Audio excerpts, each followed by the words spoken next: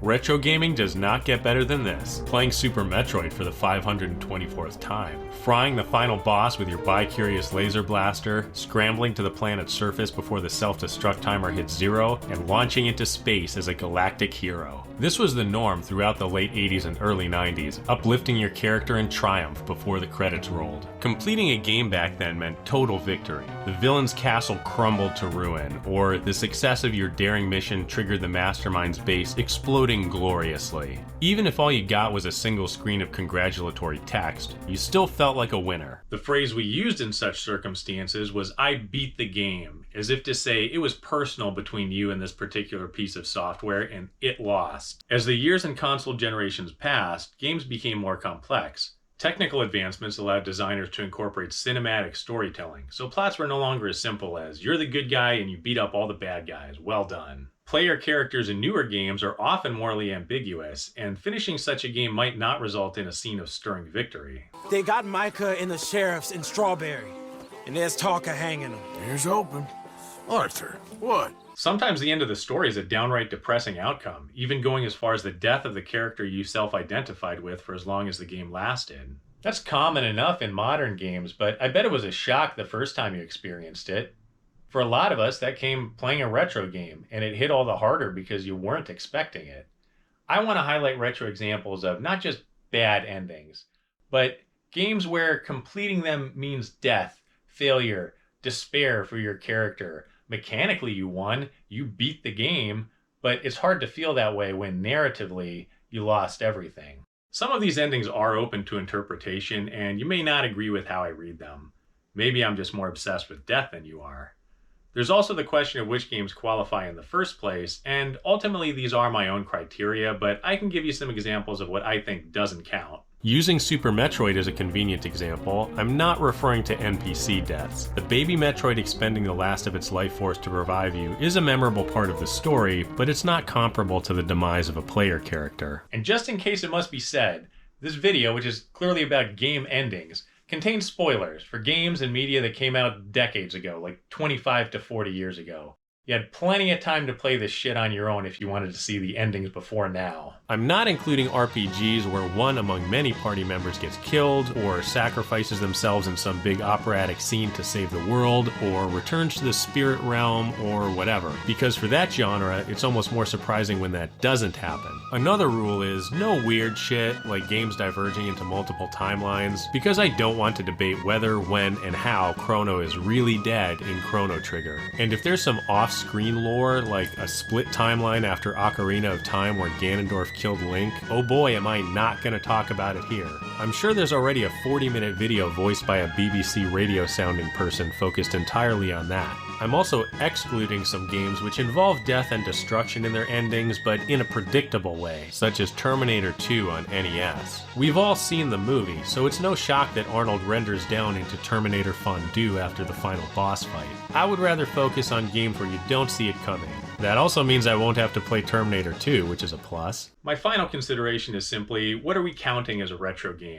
Maybe arbitrarily, I'm going to cut it off at least before PS2, when extensive full-motion video made it easy to include elaborate cinematic endings. And anyway, it would almost be cheating to include games like Silent Hill 1 and 2, because of course they offer dark conclusions. Those games are all about dread, psychological horror, and monsters we want to have sex with. Did I say that last part out loud?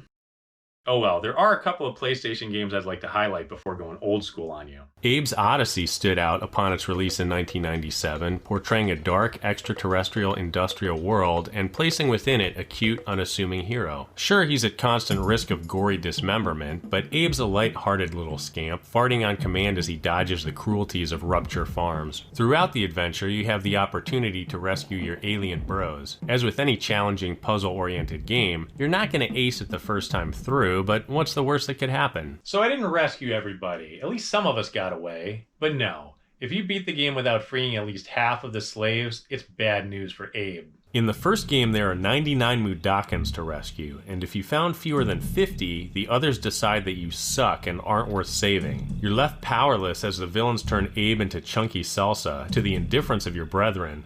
Then the end screen has to rub it in by calling you a knucklehead. Well, fuck you too. The Oddworld series continued to include endings where your character gets betrayed and butchered in later entries too, which is a pretty nasty surprise for some dumb little kid who struggled through to the end of a hard game. By contrast, the Mega Man X series started out with incredibly simple endings, then gradually morphed into a text-heavy saga. By the time we got to X4, there were fully animated cutscenes featuring insanely shitty voice acting. What if I become one of the Mavericks? Don't ask such a silly question. I'm breaking contact now. Wait, Zero! Mega Man X5, although it reverted to the old slideshow with text presentation instead of animation, raised the stakes as a potential conclusion to the entire series and its storyline. Among the possible endings to the game, there's one that I find particularly messed up. X gets thrashed after yet another battle with archfoe Sigma, literally torn limb from limb, but we have the technology, we can rebuild him. However, that restoration involves deleting all of X's memories. When someone mentions Zero, his dead best friend, X is just like, yeah, never heard of the fucking guy. I'll always remember you, Fry. Memory deleted. This is one of the cruelest endings I've seen because physically you're fine, but your memories of your ally and what you fought for together, what made you you, are gone, and you don't even care. I need to look at something that can't hurt me this bad. Let's try Atari. I know, most Atari games don't even have endings. You just shoot shit until shit shoots you, repeat until you get bored. And if you've ever played 5 or 10 random Atari games, Missile Command is probably one of them, so what surprises could it possibly hold? Once all your cities are destroyed, the game is simply over. But it doesn't say that. What it says is, the end. The world is consumed in nuclear fire, and there's no way to prevent it. The game will always end this way, no matter how skilled you become. And if that's not doing anything for you, then you probably didn't grow up on the knife's edge of imminent global thermonuclear war. But hey, there's still time. And that reminds me of another Cold War era game, Countdown. This one has a lot more going on in the gameplay department. You're infiltrating an underground complex, managing resources, and disarming security measures in order to prevent a missile launch. It's a fun game. My only complaint is that the beeping of the timer never stops. It's called Countdown. I get it. Mute that shit and put on some GoldenEye music instead. If you die, the missile takes off. That makes sense. However, even if you sabotage the launch, the timer doesn't stop. You'll get a mission success screen after it finally runs out, but my character was damn close to that atomic blast. I doubt it was survivable. Maybe I just can't figure this one out, or maybe there's no escape sequence due to the limitations of 8-bit Atari computers. Maybe the 8-bit government doesn't give a shit if I die as long as I complete the objective. And what are they going to tell my 8-bit wife? I know, she filed for 8-bit divorce a while before the mission, but we could have worked it out. Alright, one more Atari game. On one end, Ghost Manor awaits. Tag the spook. Shoot down evil spirits. Don't let the moving wall crush you. 5 scary screens. Whoa, 5 different screens? Move over Skyrim. Not to mention the value of getting a second game on this double-ended dildo cartridge. Ghost Manor is somewhat ambitious with a definite ending, because you have a 4-minute timer represented by this hourglass. At least it doesn't beep incessantly at you. This game can be won playing as either the girl or boy and rescuing your counterpart, but of course I'm interested in the fail state. Run out of time or take a hit on any screen beyond the first, and it's curtains. Dracula's about to clap my cheeks right here. Upon death, you see your protagonists outside again, only to crumble to dust along with the manor house. Creepy. Yeah, that was an early 8-bit showdown with Dracula. It took some imagination, but that's what we had to work with in 1983. A few years later, we were introduced to a vampire hunting saga you may be more familiar with. Castle motherfucking hell-ass goddamn Vania. That first installment kept the ending simple, with the purifying light of dawn presiding over the castle's downfall. We want the game that got weird, and that's Castlevania 2: Simon's Quest. As great as the first game was, you knew that as long as you kept pushing onwards and got good enough, you would eventually face and defeat the Count. The sequel abandoned that linear approach. Nowadays, Simon's Quest has a reputation for being both easier to beat and more confusing than the other NES Castlevania games, but it was among my favorites on the system. Suddenly there was an entire world to explore. You knew you had to kill Dracula again, but you didn't know how. It was cryptic, no doubt, but I had a great time just playing the game, even when I didn't know how to progress. I had no idea anyone thought of it as a bad game, until I got exposure to stuff like the Angry Video Game Nerd. Simon's Quest was his debut as a reviewer, And this was the first title to be described by James Rolfe as a steaming pile of goat shit. Even as a fan of the game, I knew it had its foibles, especially the day-night cycle, which, let's just hear it from young James himself. Why does this need to happen so often? Like every 5 minutes? Why does it take so long? Nobody feels like sitting through this every time. Everybody knew that was annoying, but we didn't give the mechanic much thought beyond that. We certainly weren't thinking that it could affect the ending of the game, but it does. There are 3 possible endings, contingent upon how many in-game days it takes you to reach the end. With a better understanding of how to play, like only farm for hearts inside mansions because the clock stops indoors. It's perfectly doable to get the best ending by completing the game within 7 days. I doubt most people saw that the first time around though. You likely got either the 8 to 14 day ending, which says that Simon died of his wounds, or the 15 plus day ending, which says the curse is broken, but looks incredibly bleak and also implies Simon's death. The text got swapped between these endings somehow too, just to make it extra confusing. Simon's Quest is just one example of something I really liked, only to later discover that it's a critical punching bag. Another that comes to mind is the movie Alien 3. People talk about it like it's a complete disaster. I see it as a uniquely strange, raw nerve within the franchise. I'll concede the ugliness of a film where everything looks dookie-ass brown, and I don't know about that tagline. The bitch is back. But Ripley has been through so much already, and here she is in the most hostile environment yet, still fighting fiercely to survive. When it comes to video game adaptations, you'd expect this one to fall into the Terminator 2 category I described earlier. If you remember anything about Alien 3, it's that Ripley is 100% never coming back, absolutely dead at its conclusion, until the check clears for another sequel. In the Super Nintendo version, that's exactly right. It's nothing fancy, but is true to the film. In the NES game, though, Ripley survives and leaves the planet at the end. This is like the Uno reverse card of bad endings. If I'm supposed to die, then let me die. The ending where I live is bullshit. The NES and Super Nintendo games had the same developer and publisher, so I have no idea how this happened. It's like this one was made by someone who never saw the movie. Not only is this all wrong, but they didn't even substitute anything cool. It's just this static image of Ripley in silhouette. It's supposed to strike a heroic scene, but no. This is how you look at your cat to make sure it's not following you into the bathroom. And you little shithead, you're staying here. Monster Party was an NES game that kept you off balance at every turn. It's frequently cited as a hidden gem on the console because most people never knew about it until decades after its release. I sure didn't. It's worth a playthrough to experience its array of whacked out bosses and bizarre combination of whimsy and gore. It's got a weird ending, but it's got a weird everything. The plot is that Mark and his baseball bat are recruited by a monster alien dragon eagle thing named Bert to destroy the villains of the dark world, such as a pitcher plant, tempura, and a punk rocker. Upon returning home, Mark opens the gift he received from Bert, which is a princess in a box. Then her fucking face melts off, monsters jump out and tear Mark to ribbons. Violent enough for ya? They try to play it off like it was all a dream, but when Mark opens the door, there's Bert again. For a disarmingly silly game, this is a very disturbing ending.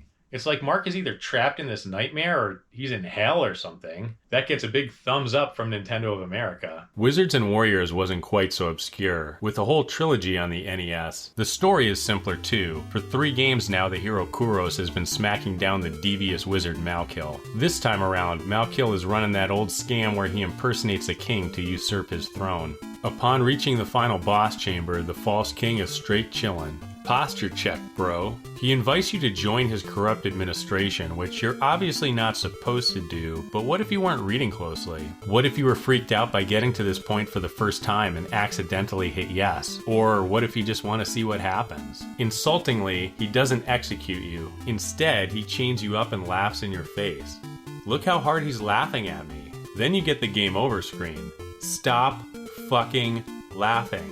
And game over is no joke here, because even if you had extra lives when you accepted his offer, you have to start over from the beginning. No passwords, no continues. And it takes over an hour to get to Malkill. Wizards, vampires, monsters, aliens. I'm getting brutalized here. No wonder I keep dying at the end of every game. Can I relax for a minute and play cute animal mascot platformer for a change. Here we go. Rolo to the Rescue on Sega Genesis. A pleasant, colorful romp where I'm bouncing through stages and saving my animal buddies from an evil circus. There's no way this one turns sour. They're not gonna throw a baby elephant into liquid hot magma at the end or have mutants rip him apart. Probably. But if this game is on my list, then you know something fucked up happens to Rolo. This one is like the Oddworld game, where the ending changes based on how many captives you freed. It's actually kinda hard too, despite its kid-friendly presentation.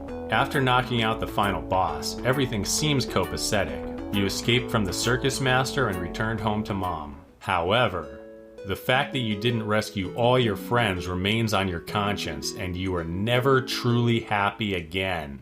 What the hell? That's the worst one yet. I was better off with the facehuggers and atomic bombs. Although, I was never going to be happy again anyway. How about Flood on Amiga? It's a classic puzzle platformer requiring you to collect trash in each area before you can exit. Meanwhile, taps gradually fill the stage with water, acting as a death timer. I recommend this one, unless you don't care too much for sewer levels, because every level in this game is a sewer level, and there are over 40 of them. But after a lot of trash collection, your little green goober guy can finally emerge from the flood to breathe the sweet air of freedom. Or not. How can something so anticlimactic feel like such a kick in the dick?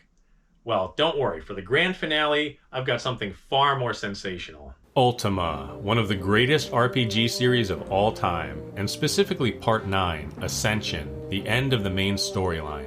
If you're an old fan of the Spoonie experiment, you may know a thing or two about this one already. Betrayal! What? Betrayal! Betrayed me! This game sucks! Playing as the noble Avatar, this is your final adventure in the fantasy world of Britannia. By this point, you've been fighting a big red dude calling himself the Guardian across multiple games and worlds, only to discover that you can't kill him by any normal means. However, there is one force that not even the Guardian can withstand: the Armageddon spell. It's been available in Ultima games before, but it's so insanely destructive that you typically never want to cast it.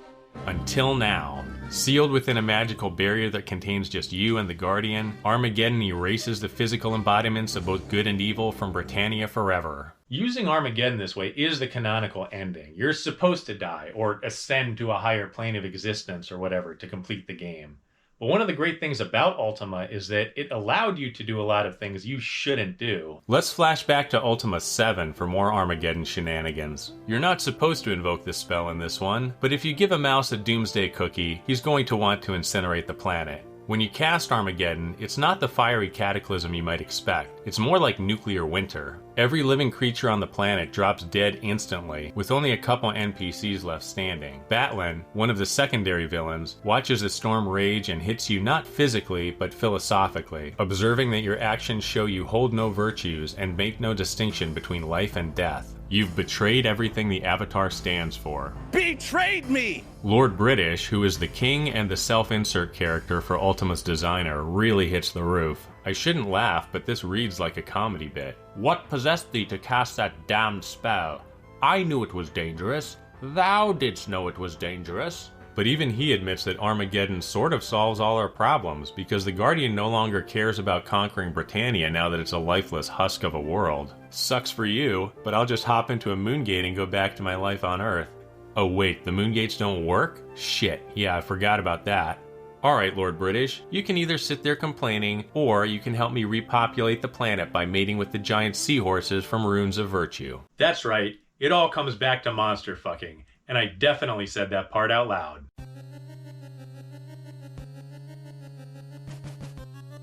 You'll see links to my game reviews on the screen now. I hope you click one, because if you don't, then I die in real life.